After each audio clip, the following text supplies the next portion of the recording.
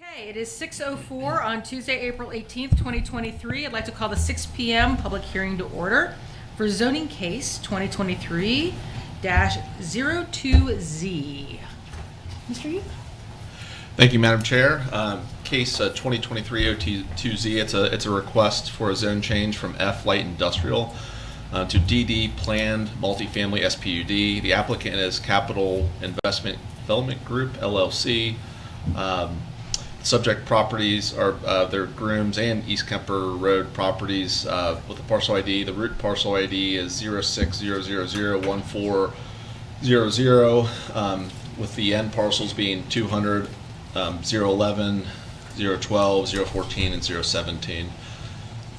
The current site description, as mentioned, it is zoned F light industrial. The site history, predominantly vacant since 2019.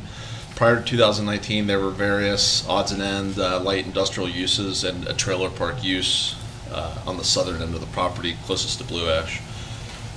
The surrounding conditions to the north and east is Interstate 275 or I-275. To the south is Blue Ash. It's an industrial use. Blue Ash and the county have their operations out of that southern property. And to the west, there's a mixture of O office, A2 single family, and F light industrial. The site characteristics: total subject property is 17.258 acres. The frontage along I-275 is 1,759 feet. The topography: there's two developable plateaus in the center of the subject property. Both plateaus drop off to a branch of Sharon Creek that kind of accounts for a natural split of the two phases, phase one and phase two. The first phase will be on the southern side of the property. The maximum dwelling units per acre, unless approved to be more by the Board of Trustees, is 14.5. The proposal, the applicant is proposing a well-landscaped, high-density residential use, a total of 9 detached multifamily housing facilities depending on grade. The units are 3 to 4 stories tall. The max height is 54 feet. Total 392 units. The dwelling units to acre are 22.714. The floor area is a little over 158,000 square feet. The unit size, they range from 500 square feet to 1,300 square feet. Number of proposed signs, 6, and then the proposed amenities are a clubhouse, pool, dog park, and well-landscaped property. Skipping down to the land use plan, the current future land use plan calls for office. In terms of building materials, various high-quality exterior building materials produce an appealing and modern aesthetic. A mixture of vertical and horizontal 4-inch, 7-inch fiber cement lap siding and 12-inch vertical board and batten siding is shown. Through the process, through the zoning commission, additional 12-inch board and batten material has been added. As of the writing of this report, the developer has mentioned that a masonry finish is planned for elements of the first floors of the buildings. Staff would recommend a condition requiring a masonry finish for elements of the first floors of the buildings. There is a retaining wall close to the clubhouse near Grooms Road. You can see it to the right in the report. It's Reading Rock AB Fieldstone. In terms of the clubhouses and garages, the materials are pretty similar to the main buildings. It's a mixture of 12-inch vertical board and batten siding, a 7-inch lap siding, and a brick product. Staff recommends no changes on that. In terms of connectivity, on sheet C140, a future concrete sidewalk and bridge structure is proposed, which would connect phase 1 and phase 2. That was added after a comment of the zoning commission to add in some more connectivity, so that's good. The plan does require sidewalk and bridge structure to be installed before the approval of the occupancy for phase 2. There's a note on that. Staff would recommend a condition requiring the sidewalk that connects phase 1 and phase 2 to be 5 feet wide. On sheet C140, the sidewalk is shown along Grooms Road. Staff again recommends a condition requiring Grooms Road concrete sidewalk to be at least 5 feet wide. Conversation with the developer: interior sidewalks other than those described above will be 4 feet wide. Staff accepts that comment and recommends a condition just on the plan, memorializing it on the plan. In terms of parking, there are 406 parking spaces in Phase 1, 10 ADA spaces, and 47 garage spaces. In Phase 2, there are 145 spaces and 5 ADA spaces. Added together, there's 613 spaces, but if you account for what the code requires, there's a 36 space deficit in terms of the parking. In working with CIG communities, the allotment of 613 spaces meets their modern industry standard. As this is a PUD, staff, kind of looks to the developer as their developer, and they know what their, modern and contemporary needs are. They're the subject matter experts on that. But I do note that there's a 36 net space under parking, so just for the note of that. Related to accessory structures, related to the dumpster enclosure, the dumpster enclosures were approved by the zoning commission without any comment, but kind of an early comment I had with the applicant was, a stucco finish could have, kind of to match the materials of the other buildings, could they consider a brick finish? At that time, they wanted to elect with the dumpster enclosure being stucco finish, so I just note that. And then related to, there is a steel post carport. It covers 63 spaces along I-275. Again, staff did have a conversation with the developer about that, about perhaps improving the aesthetics and building materials of that, just given the prominence. But at the time, the applicant wanted to continue on with that building material. Ultimately, the zoning commission did not have any comment about that. But the carport is proposed along I-275, so it is rather prominent. Related to the carport, staff does recommend a condition that no items other than untarped, properly tagged, and operable vehicles such as motorcycles, sedans, SUVs, trucks, no bicycles, shall be stored under the comment. Further, items other than untarped, properly tagged, and operable vehicles are not permitted to be stored on the premises unless properly stored in one of the 9 designated garages. Further, the preceding language appears in the HOA documents. Staff just recommends that they're in the HOA documents. This came about, if you look at the image in the report, there's a motorcycle with a tarp, and on I-275 it would just be visible, so it's an aesthetic thing. A clubhouse is shown in Phase 1. That's along Grooms Road. There are only 2 elevations provided for the clubhouse. In the updated drawings, 3 are now shown, but staff recommends a condition to require essentially the other 2 elevations to be shown, so we would look for 4. And then lastly, 7 5 parking space garages are shown, and 2 6 parking space garages are shown in Phase 1. Related to illumination, the photometric plan meets the standard of Sycamore Township. Related to permanent signs, 6 permanent signs are noted with the proposed dimensions, and once I run through here, I can show you those on the PDF. Example, with the ground-mounted signs along Grooms Road, the base was proposed to be a stucco over block. Staff recommended a similar brick product as shown on the clubhouse, and through the zoning commission, the applicant agreed. The thought process was the same for the dumpster enclosure, as I mentioned, but at the time, the applicant didn't want to proceed with that. Related to landscaping and buffer boundaries, the landscaping meets the standard of Sycamore Township. It's a really good plan. Outside agency comments. Hamilton County Planning and Development, Stormwater Division, Ohio Department of Transportation, Duke Energy, comments pending. The Hamilton County Engineer, county accepts the findings of the traffic study and affirms the report's recommendations, so no changes were proposed. MSD reported that sewer capacity was available. The Greater Cincinnati Waterworks noted that water capacity is available.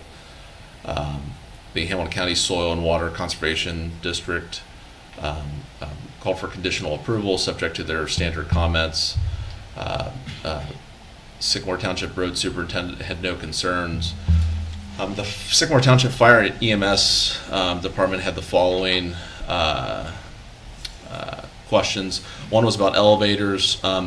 Building 9 is the only building that's equipped with an elevator, and that's by Ohio code. Item 2 was a request for 2.5-inch standpipes on all stairwells. CIG noted that CIG will show the 2.5-inch standpipes in the stairwells.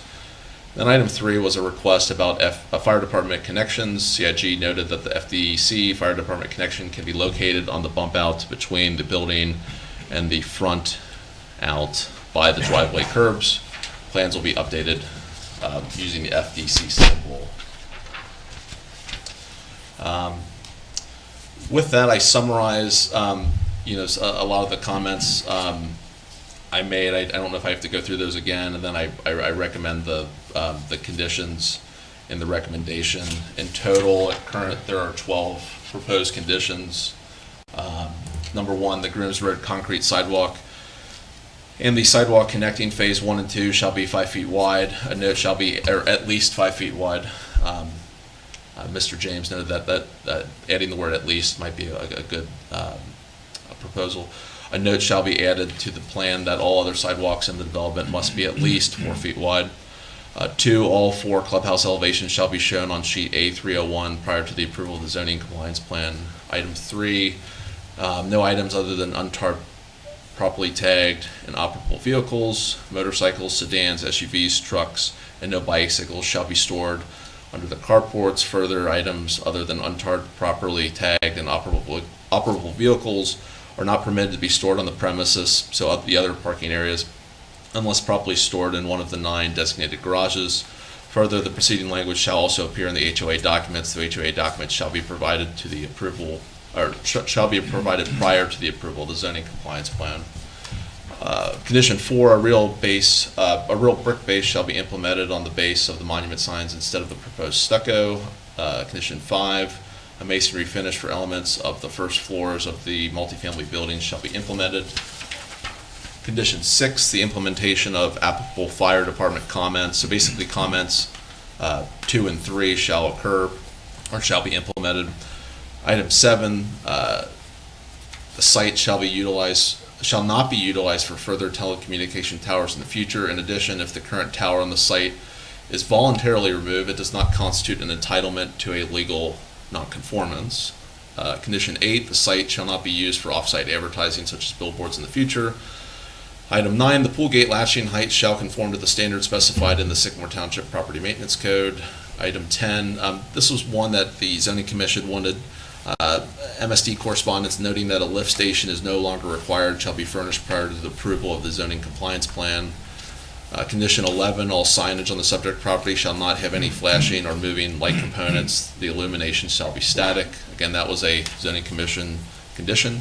Then item 12, all subject parcels shall be consolidated and recorded with Hamilton County prior to the approval of the zoning compliance plan. With that, just these are some of the images of the carports, which, again, from initial review, thought was maybe they could, perhaps have some nicer building materials associated. One of the questions I had for CIG was the supports for the carports. If they're hit, are they going to be able to withstand a vehicle? And it was noted that they're steel, so there's some durability to them. Where are these examples from? The application documents. Right. What site? I would yield to the Okay. applicant when they're up to speak on that. Thank you. Related to the signage, let's see here.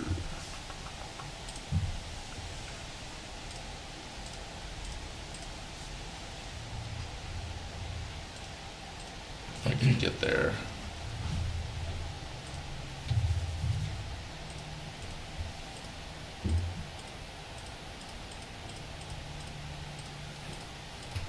We're almost there. Oh. The proposed wall signs, there's not a name for the development yet, but the proposed wall signs are on the ends of the building. So there's one.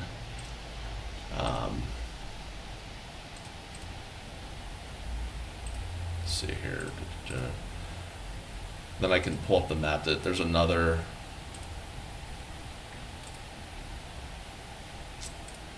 And then the ground-mounted monument signs that.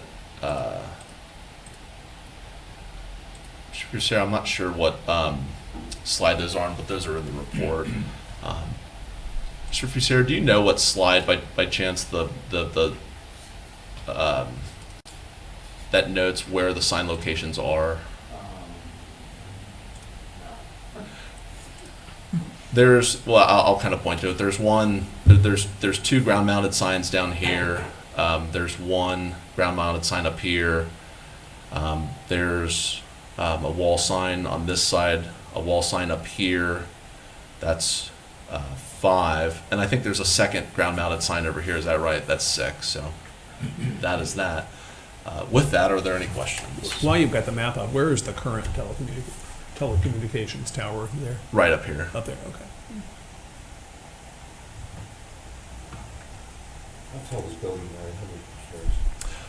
I believe it's 4 stories. You said that was the only one that has an elevator? Yes. And I understand by code, which is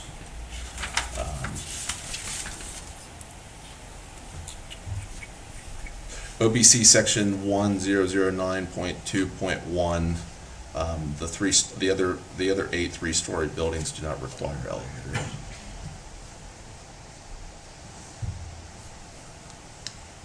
Correct me if I'm wrong, there are 2, did I read this plan right? There's 2 dumpster corrals? There are, yeah. So the first dumpster corral is up, or the dumpster enclosure is up here. Thank you. And then the second one is right here. Down there, okay. I this just didn't know was- if I missed one or not. This was kind of flushed out, I think, in the zoning commission, but I understand there's they'll collect the trash and then bring it to the dumpster corrals. So there's not a dumpster corral for every building, just one per phase. Got it. There are no residences immediately abutting this, are there? There are some across Grooms Road, but That's correct. Just to the west across Grooms Okay. Road, there's a few houses. is that Blue Ash or Sharonville there?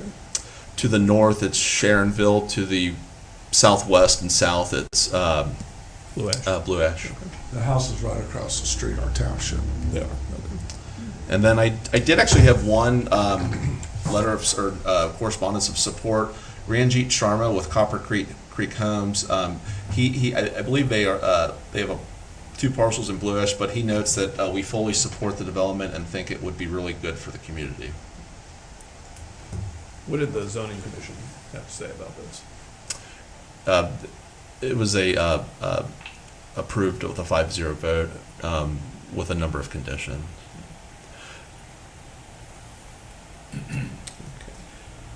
Any significant public comment at the zoning commission meeting, one way or another? The only public, there was no public comment except for the applicant. Okay. I'd like to have a little bit of a conversation about the carport.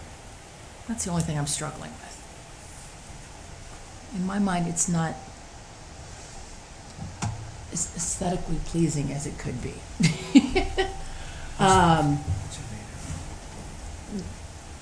The steel posts and I guess that's a corrugated metal or some sort of roof, maybe, I'm not quite sure.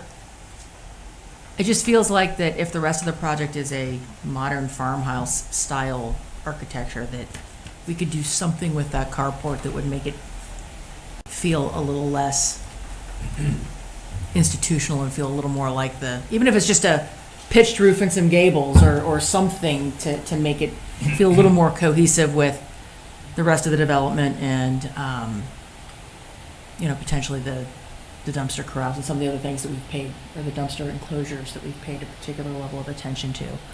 One thing to note, if the, let's say the additional building materials were used to dress up it might result in the loss of parking spaces because if you're capping I those get it. posts, for example, That's just the, No, one element. I get, there undoubtedly would be a trade-off, that's a run of, what did I see, was it 39 or 60 or something to that 36. effect, 36? We might, yeah, that would likely happen. I know this is a challenging site in a constrained area. I just, would like for this Class A development to have that feel throughout. That would be my one comment. I would welcome the opportunity to see some other options for the carport, even if it's just to make it feel a little more like it belongs with the rest of the development. I've got a land use plan question too. We had this marked off as office there. This does seem to be a very good use for the site on the other hand, but precedentially, having just recently adopted the land use plan designating it as office, are we causing any problems or setting a precedent that might come back and bite us later in doing this? Each case is considered on its own merit. I think that's something that the land use plan. It's a very important document, but it is not binding. So it's not like this. You get a variance for the zoning code. It's a recommendation document. I would note, with the market for office is perhaps it's changed. And I would note that Blue Ash and Sharonville are nearby. I would tell you that having sat on that land use plan steering committee before I sat in this chair, if recollection serves me correctly, we struggled with what to do with this parcel, because it was clearly going to be something other than what it was. And would it be office? Would it be light industrial? Would it make sense for multifamily? We had a lot of conversation about what was the right use for it, given just its location, kind of near recreation, but near office / industrial, with bounded by an interstate and roads. If my recollection serves me correctly, we wrestled for a while with what to label this piece of property, and the topography is challenging as well. So we sat there and we talked a lot about, does office make sense, and if you were to put office there, how does it site on that property, given the challenges, and you've got a creek running through it and other things. So to Jeff's point, we did our best in that document. It's not binding, but I do recall this specifically as a parcel that we struggled with. What's the best use for it, because it could go so many different ways, and the land was challenging. And that makes sense, and I do think this is a good use for it also. I agree. So it's good to hear the history as to how that came about. I just want to make sure we don't set precedent that comes back and bites us as to something else later when someone wants to make a change too. So is there anything we can do to mitigate against that if we approve this project, such as amend the land use plan to reflect the actual use we've just approved for it? Would that be necessary, or would that make sense? That's not something you necessarily have to answer right now either, but something to consider so we're being consistent with our plan moving ahead. Recently, I had a conversation with a developer of the developer builds, perhaps in the township, single-story office space, and we were just kicking around, because I noted I was like, with phase, there's the phase 2, down the line, and he made the comment that this would be a tough property from his type of product, because it kind of sits down in the hole. It's kind of off the beaten path from East Kemper. To answer your question, I don't have concern that it creates precedent. I think each case is considered on its own merit, and there are we're at a very unique, finite period of time where in the future it might be a different market. It's a very unique property. Okay, thanks. I think the fact that the minutes will reflect that that you all discussed the land use plan and whether or not this was consistent, and the difficulties of the property will mitigate any problem with the precedent. Thanks, Larry.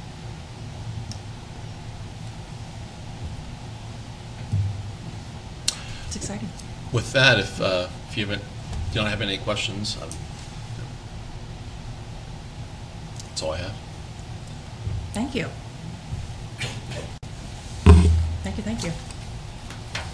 All right, with that, anything you would like to offer before we close the public hearing? Absolutely. We'd love to hear from you. Would you raise your hand, please? Do you swear the testimony you're about to give will be the truth, the whole truth, and nothing but the truth, so help you God? I do. My name's Greg Fusero. I'm a partner with CIG Communities and Capital Investment Development Group LLC is a affiliated company with CIG Communities, just for the record. I want to speak to a couple of things that Jeff brought up, and he's done a great job of presenting, I think, what we want to do. Before I forget, you had asked a question about the cell tower. That's right up there at the north and northwest corner of the site. The plan is there, as we consolidate the 4 parcels, is to also do a minor subdivision to take that cell tower and make it a separate parcel from what we're acquiring, because we're not acquiring a cell tower. So we will have to go through that minor subdivision approval process once we get a little further down the road. We'll want to account for that in any conditions then, of course. The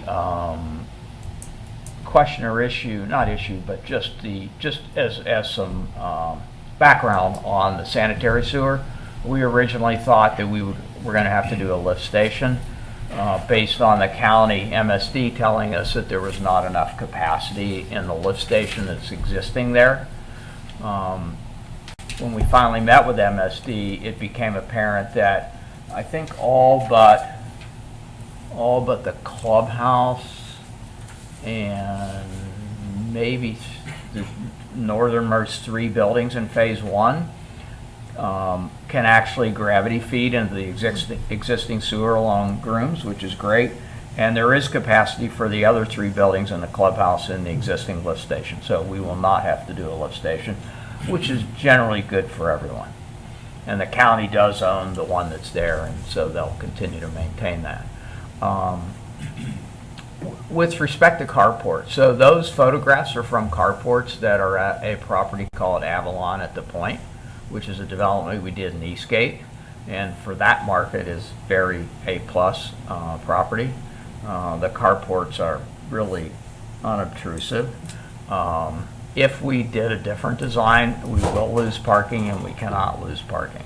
So if I had to make that decision, I would then get rid of the carports, because I can't afford to lose any more parking spaces. And if I do different structure, beefier structure, I'm going to lose parking spaces. Please do keep in mind that there is landscaping behind those carports. So from I-275, there is a significant landscape buffer between the carports and the property boundary. I don't know if you have that landscape plan, Jeff? Yes. What will the roof be on those? They're a metal roof. Yeah. And again, that's based on how beefy the structure is that supports the roof. If I do a heavier roof, then I got to do different supporting columns and base, and I just lose too many parking spaces. Is that like a standing seam metal roof or more like a corrugated? It's I don't know. I don't remember. We would do the same, basically the same program that we did out in Eastgate, and they've been very well received. Any covered parking is a real plus. So from a resident standpoint, it's a real advantage to have it. But I can't give up any more parking spaces. Do you charge for those carports? Maybe $30, $40 a month, in that range. So you're, to our code, you're deficient 36 spaces. And the suggestion by Jeff is that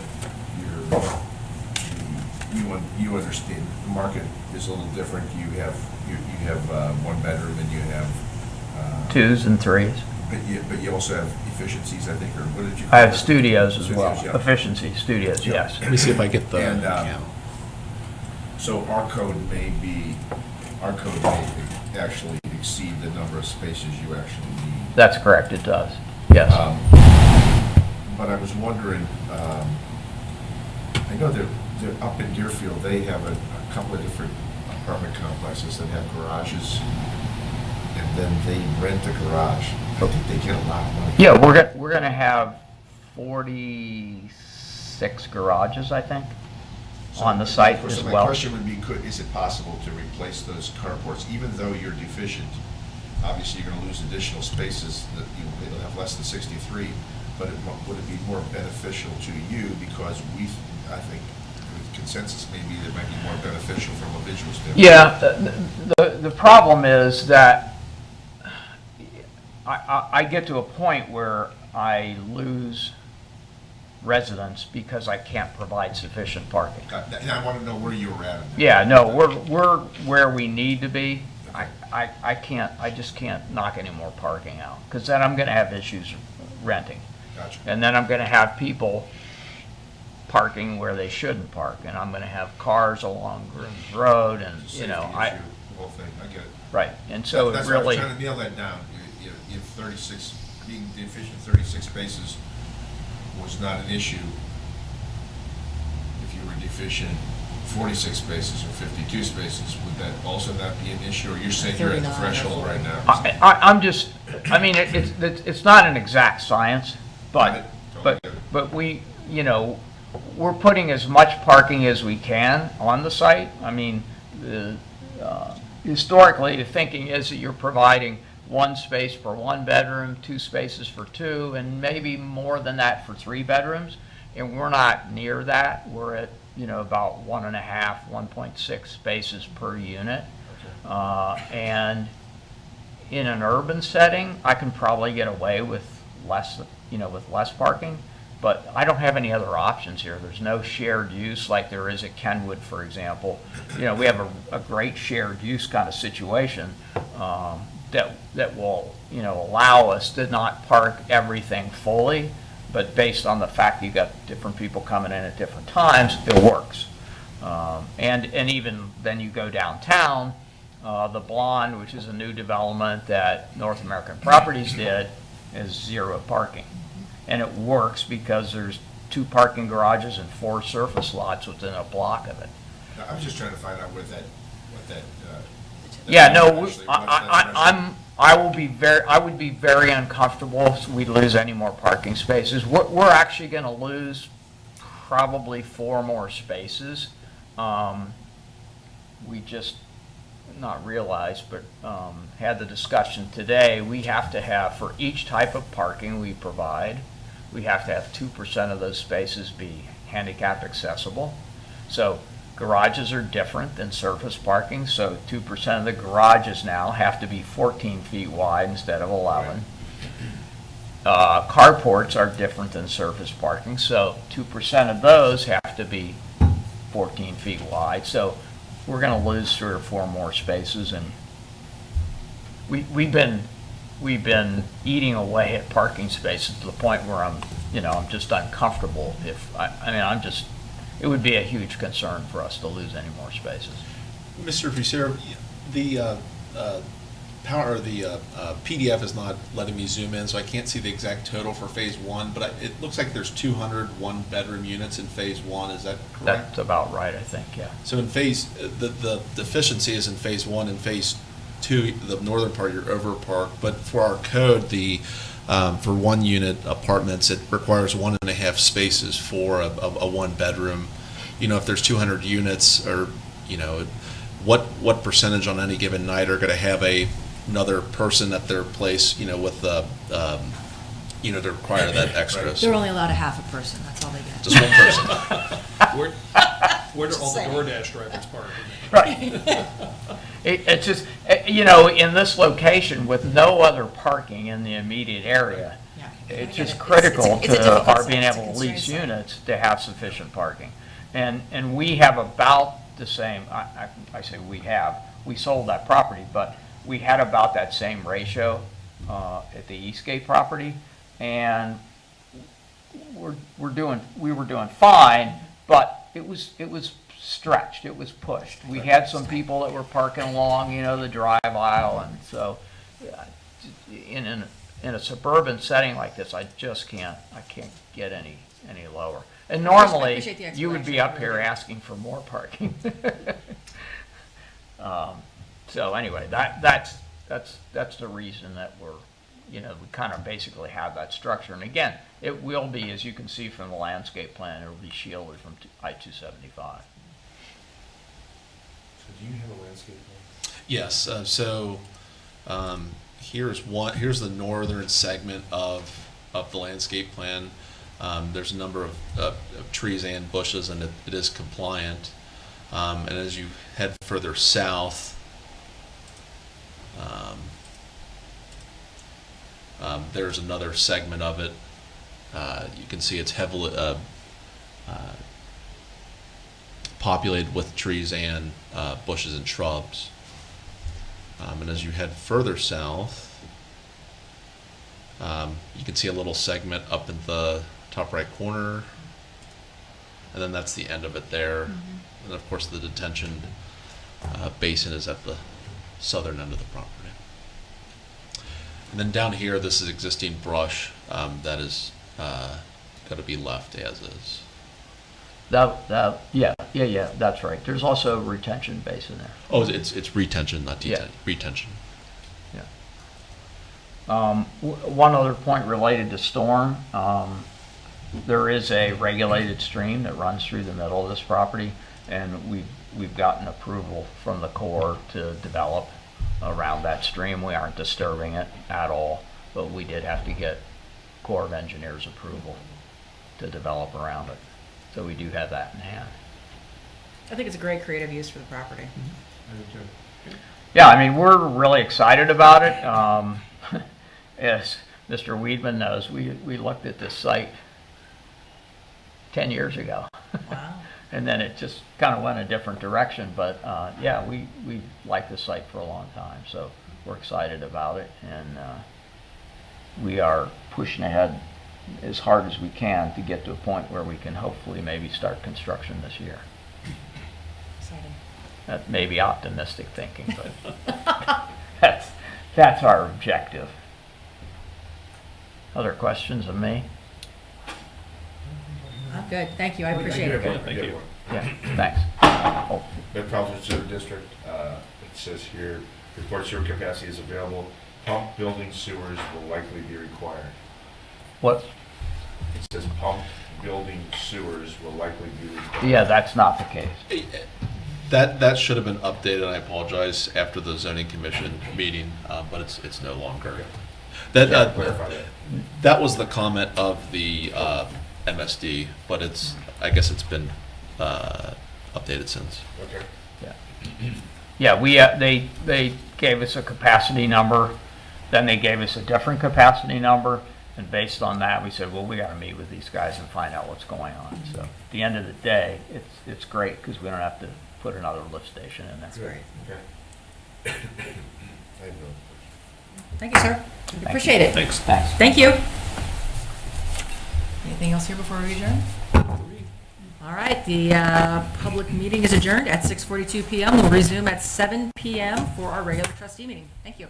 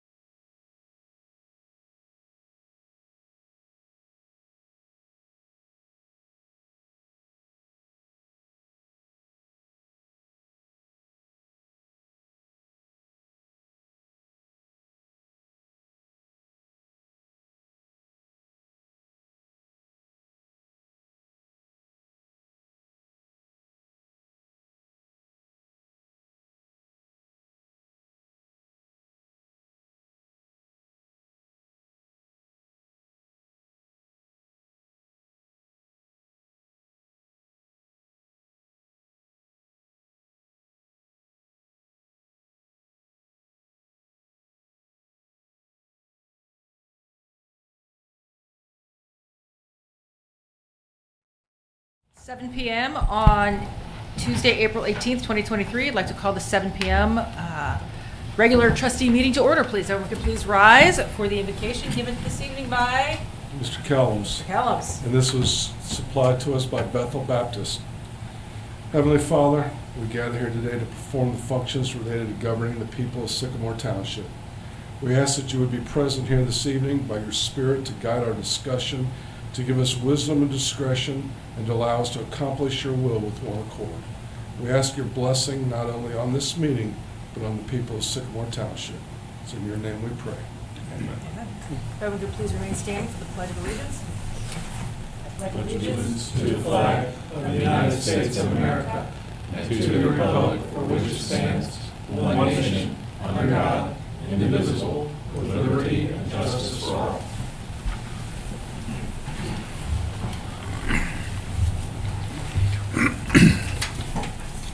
Mr. Dieters can note that all three trustees are present. Looking for an approval of the minutes from the April 4th, 2023 trustee meeting. Motion to approve. Second. Any discussion? Mr. Dieters. Mr. James. Aye. Ms. Schwagman. Aye. Mr. Weedman. Aye. Public comments. Any public comments this evening? I check there are none. None. Okay. Planning and zoning report, Mr. Ucotter. The only item I have to report was from last evening. Moeller had a conditional use case for an addition. It was approved unanimously. CHCA had a conditional use case for a new baseball field, which can be seen on the screen. It was approved unanimously with 16 conditions and 4 variances. The field is going to be flipped, so it's facing towards Snyder Road. In left field, there's going to be it's the dimensions of the Green Monster out in Boston, 37 feet tall. There will be state-of-the-art field lighting and a very nice grandstand. So it'll be a nice addition to CHCA. Looks very nice. What was the Moeller edition? I don't remember. They've been there was a 3-story addition for I think their kind of STEM program. It'll be in the kind of the existing courtyard. And with that, That interior courtyard. yes. With that, I have the resolution for case 2022 or 2023-02Z to present. Should I read the title? Please. A resolution approving a rezoning from F light industrial to DD plan multifamily SPUD for the following subject property parcels.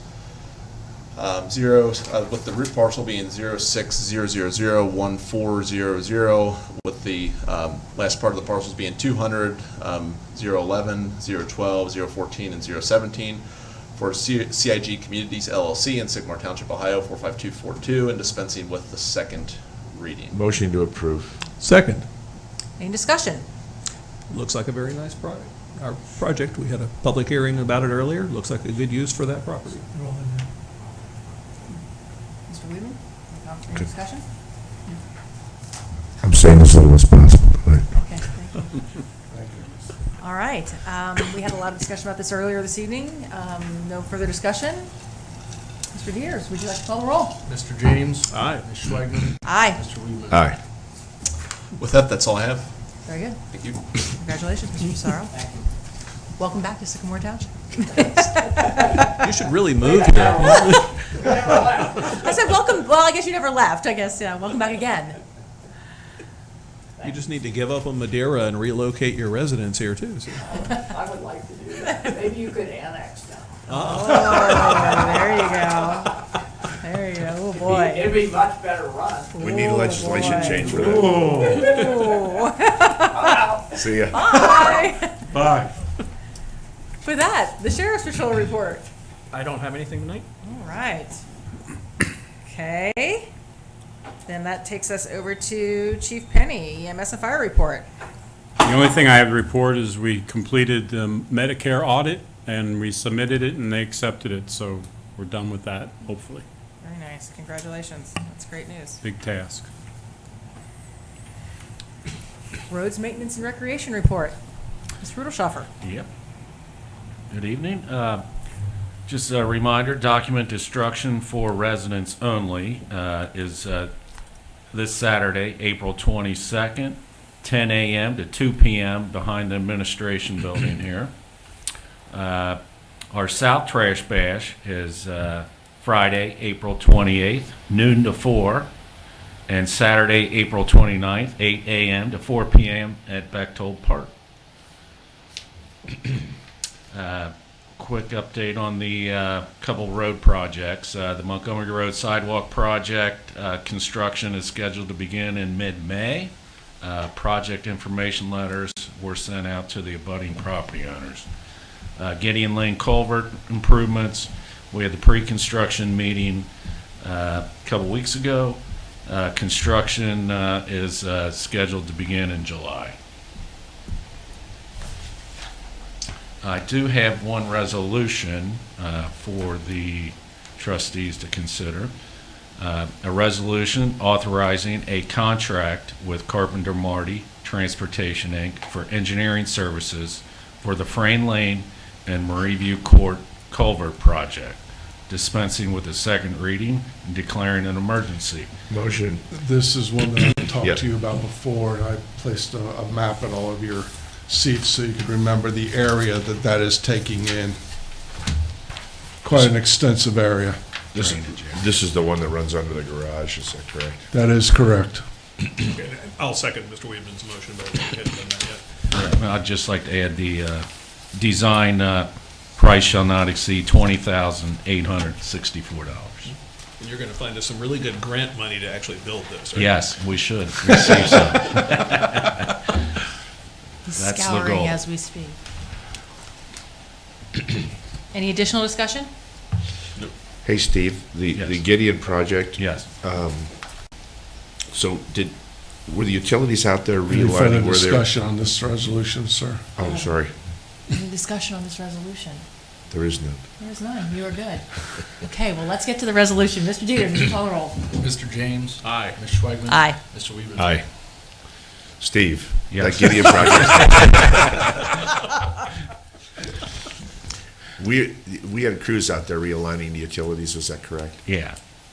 So- Well, Township did, and that's what I'm respective saying. utility companies were. Yeah. So, could Cincinnati Bell get in there to run their new wires now? They can't do it? They said they wanted to hold off and basically do the whole subdivision at the same time. So I think they were talking September, October. Yep. Okay. I don't have any other questions.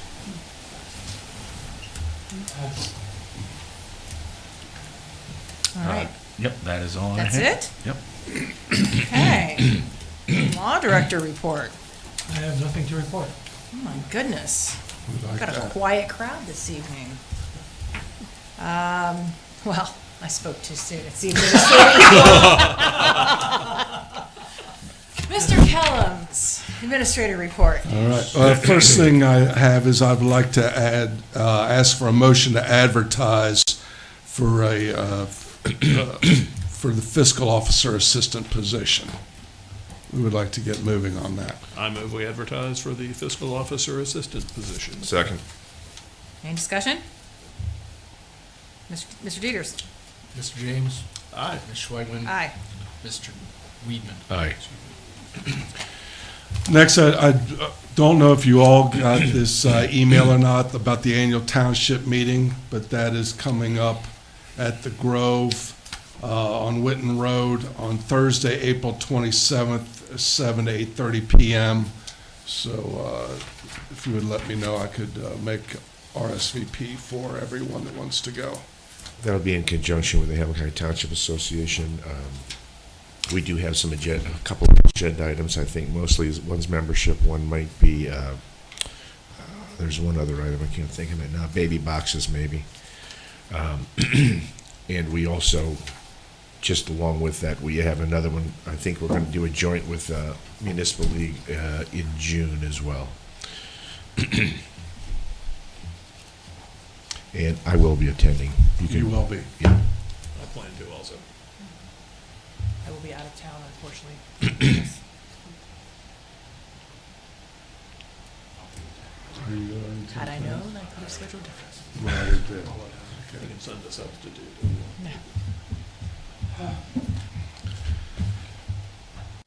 Next, if you remember correctly, we talked about the Snyder Road overpass a few months ago and the decorative fencing and the logos and all that. The price came back extremely high compared to what we were quoted. We chose not to do that. Well, they have proceeded to put a cost analysis together on putting the logos on the existing fence, which will just be the standard ODOT chain link fence. The one side has to be extended because it wasn't tall enough. But the total for both sides is $162,072.57. So the township share, Sycamore Township share, would be $81,036.29. I just bring that to you to see if there is any interest in that. It's not going to be a decorative fence. That will be on a chain link fence. It's the same. It's the same logo Same that size? was going, and size that was going to be on the other one. Larry, we used TIF. Yeah, I think I said you could before, so I Yeah. don't Yeah. see why not. Do we have any rendering of what that might look like on there with what they're planning on the chain link? I do not, because I just received this afternoon, but I get that too. It's the same rendering as before, that when we were doing the decorative fencing. I think it would look substantially different on a chain link fence than it would on a designed aesthetic gateway type fencing. Yeah. That would be my. I mean, the I logo would and the be lettering hesitant to- are the same, but yes, fence they're material going to is be not. on a chain link fence. Are there other options without a logo, but just with some signage, something simple indicating Sycamore Township? You see some of those in the city of Cincinnati and maybe up in Butler County too, where it looks like it would be less expensive. I just think it's an extravagant waste of money to spend tens of thousands of dollars, whether it comes from TIF or elsewhere, to put up there on a bridge on the highway where you have to leave the township again to come back into it when you go under it. But if we could do something simple there that would just provide some sort of border recognition, that might be different. I'd like to see what it looks like. I'd like to see what it looks like. I mean, still spending $80,000 on something that we don't really know what it looks like on a chain link fence. Okay, because they have not supplied any kind of rendering of what it will look like on the chain link I think fence. if you're going to do something that's a gateway and significant in nature that you're going to want to own and put your name on, I think it's important it looks the way you hope it's going to look, rather than it looks like a chain link fence that probably isn't going to be maintained over a period of time, and you're going to regret that you did it. I'd like to see what it actually, get a sense of what it actually looks like. I'm not Right. adverse to it, but I'm not 100% in favor of it until Sure, I get a I better sense of what it looks understand. like. Yeah, it's definitely going to look different than what was proposed on the decorative fence. There's no doubt about that. And if we want to own it, put our name on it, I want to make sure we're all, that we're getting what we think we're getting. Okay, Trustees is interested. of course. If we don't do it, they want to put their name on both sides. Seriously. Yeah. Yep. We need to have a talk with Phil back.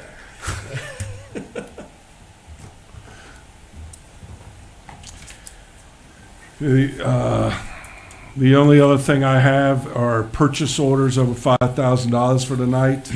I have PO 23-06-1 for US Bank. This for credit cards in the amount of $5,000. This is for the fire credit card. This does come out of their resources. 23-59-1, blanket vendor, in the amount of $30,000. This is for fire utilities. This also comes out of their budget. 23-116, Pacewell 2 LLC, in the amount of $157,540.56. As for Pacewell 2 Kemper and Keller payment, that is a pass-through. 23-117, Pacewell 3 LLC, in the amount of $57,153.90. That is for pay swell 3 at the North Lake payment. That is also a pass-through. Motion to approve POs. Second. Any discussion? Mr. Dieters. Mr. James? Aye. Ms. Schwagman? Aye. Mr. Weedman? Aye.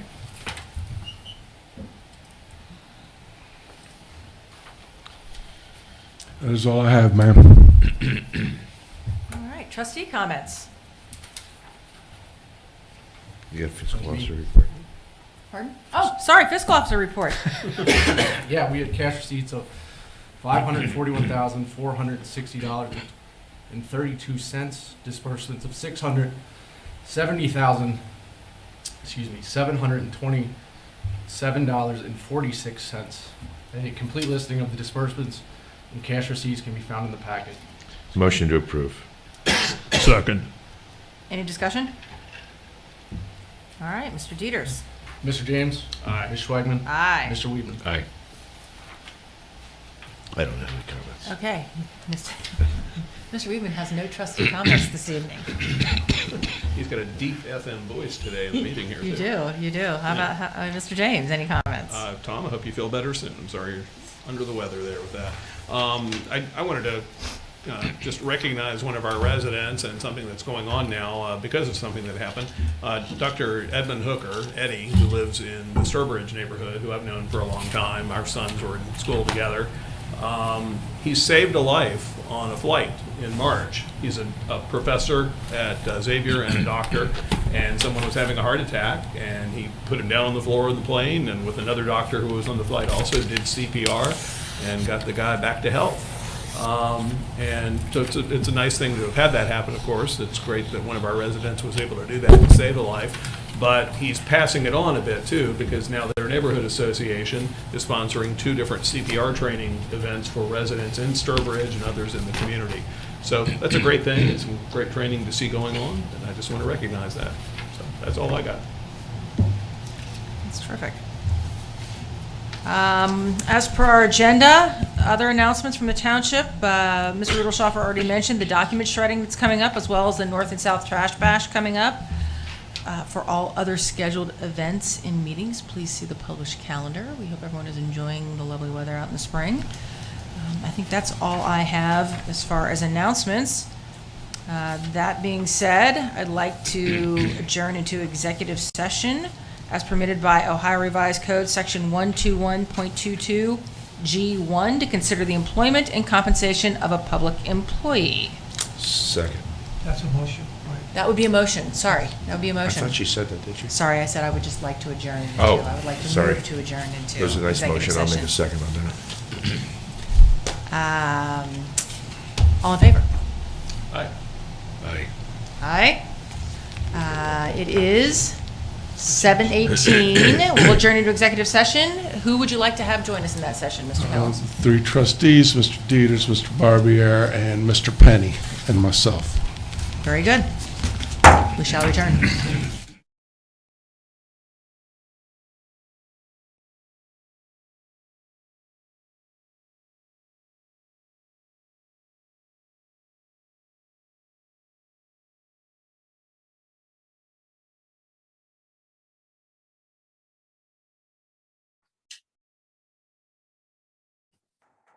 (7:35 p.m.) We are back from executive session.